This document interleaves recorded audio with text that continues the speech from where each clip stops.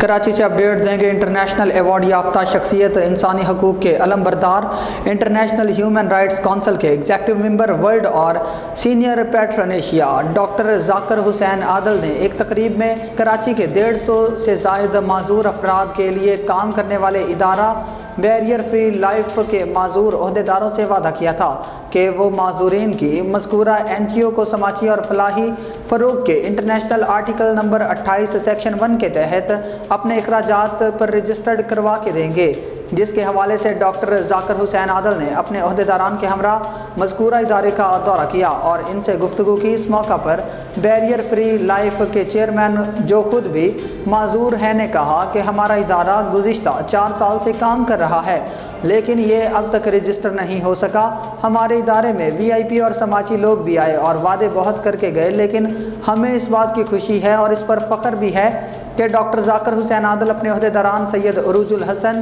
Ashraf Ali Ispahani, Mujtaba Gauri, Haji Naeem Uddin, Asif Akram,